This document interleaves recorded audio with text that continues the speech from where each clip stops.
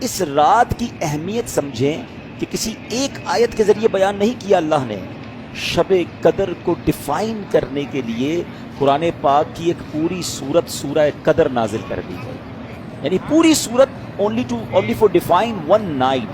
Try to understand the significance of that night. اس رات کی اہمیت سمجھنے کی کوشش کریں کہ جس کی اہمیت بیان کرنے کے لیے قرآن کی پوری سورت نازل ہو رہی ہے. اللہ فرماتا ہے بے شک ہم نے اس قرآن کو شب قدر میں نازل کیا.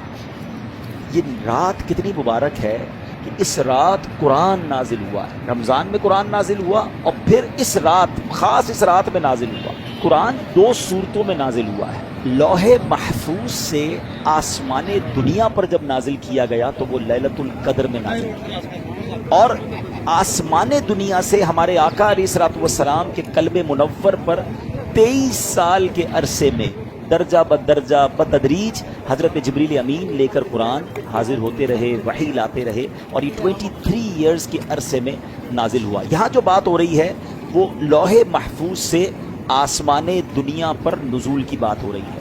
اچھا، اب اس رات کے بارے میں سبحان اللہ اتنی احادیث اور اتنے فضائل بیان ہوئے کہ شب قدر کو قدر والی رات کیوں کہتے ہیں؟ پہلا سوال تو یہ ہے. تو اس میں اس شب میں سال بھر کے احکام نافذ کیے جاتے ہیں اور فرشتوں کو سال بھر کے کاموں پر مامور کر دیا جاتا ہے. پورے سال کے آرڈرز دے دیے جاتے ہیں. ان کو یوں سمجھیے کہ ان کو ڈیڈیکیٹ کر دیا جاتا ہے کہ یہ سال بھر کے آپ کے کام ہیں. اور اس رات کو شب قدر اس لیے بھی کہتے ہیں کہ اس رات میں جو عبادتیں کی جاتی ہیں اس کی قدر کی جاتی ہے، وہ مقبول ہو جاتی ہیں. حضرت انس بن مالک رضی اللہ تعالیٰ سے روایت ہے اور یہ ابن ماجہ کی حدیث ہے کہ نبی پاک علیہ الصلوۃ والسلام نے فرمایا کہ رمضان کا مہینہ آیا تو پیارے آقا علیہ الصلوۃ والسلام نے ارشاد فرمایا بے شک تمہارے پاس ایک مہینہ آیا ہے اور اس میں ایک ایسی رات ہے جو 1000 مہینوں سے بہتر ہے. جو شخص اس رات سے محروم ہو گیا وہ تمام نیکیوں سے محروم رہا. جو اس رات سے محروم رہ گیا وہ تمام نیکیوں سے محروم رہا، اور محروم وہی رہے گا جس کی قسمت میں محروم ہے. ہم نے ان 5 راتوں کو ٹارگٹ پہ رکھنا ہے. ان راتوں میں کوئی اور کام نہیں ہونا چاہیے، بس اللہ کی رضا والے کام ہو، عبادت ہو، جتنا ہو سکے عبادت ہو، کوئی گناہ والی بات نہ ہو. لہٰذا ہر مسلمان کو چاہیے کہ وہ رات عبادت میں گزارے اور استغفار میں گزارے. بی بی عائشہ صدیقہ رضی اللہ تعالی عنہا فرماتی ہیں میں نے نبی پاک علیہ الصلوۃ والسلام سے عرض کی کہ اگر حضور مجھے معلوم ہو جائے کہ لیلۃ القدر کون سی رات ہے پھر میں کیا پڑھوں؟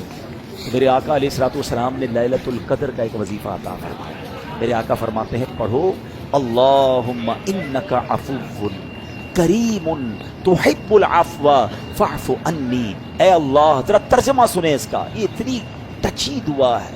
اگر اس کو دل کی گہرائیوں سے پڑھیں نا تو آپ کی کیفیت بن جاتی ہے، آپ کی آنکھوں میں آنسو آ جاتے ہیں. اللہم انک عفو، اللہ تو معاف کرنے والا ہے. تحب العفو، اللہ تو معافی کو پسند کرتا ہے. فاعف عنی، اللہ مجھے بھی معاف کر. پہلے اللہ کو اس کی شان کریمی کا ذکر کر کے عرض کیا جا رہا ہے اللہ تو معاف کرنے والا. اللہم انک عفو کریم تحب العفو، اے اللہ معافی کو تو پسند بھی کرتا ہے. میں بھی تو تیرا سائل ہوں، میں بھی تو گناہ گار ہوں، پھر مجھے بھی تو معاف کر. سب سے پہلے ہم چلیں گے قرآن پاک کے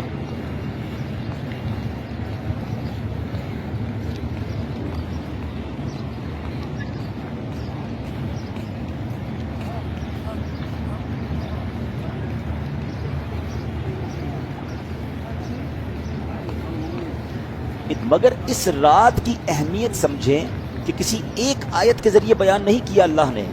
شب قدر کو ڈیفائن کرنے کے لیے قرآن پاک کی ایک پوری سورت سورہ قدر نازل کر دی ہے. یعنی پوری سورت only for define one night. Try to understand the significance of that night. اس رات کی اہمیت سمجھنے کی کوشش کریں کہ جس کی اہمیت بیان کرنے کے لیے قرآن کی پوری سورت نازل ہو رہی ہے. اللہ فرماتا ہے بے شک ہم نے اس قرآن کو شب قدر میں نازل کیا. یہ رات کتنی مبارک ہے کہ اس رات قرآن نازل ہوا ہے. رمضان میں قرآن نازل ہوا اور پھر اس رات، خاص اس رات میں نازل ہوا. قرآن 2 صورتوں میں نازل ہوا ہے. لوح محفوظ سے آسمان دنیا پر جب نازل کیا گیا تو وہ لیلۃ القدر میں نازل کیا گیا. اور آسمان دنیا سے ہمارے آقا علیہ الصلوۃ والسلام کے قلب منور پر 23 سال کے عرصے میں درجہ بدرجہ بتدریج حضرت جبریل امین لے کر قرآن حاضر ہوتے رہے، وحی لاتے رہے، اور یہ 23 ایئرز کے عرصے میں نازل ہوا۔ یہاں جو بات ہو رہی ہے وہ لوح محفوظ سے آسمان دنیا پر نزول کی بات ہو رہی ہے۔ اچھا، اب اس رات کے بارے میں سبحان اللہ اتنی احادیث اور اتنے فضائل بیان ہوئے کہ شب قدر کو قدر والی رات کیوں کہتے ہیں؟ پہلا سوال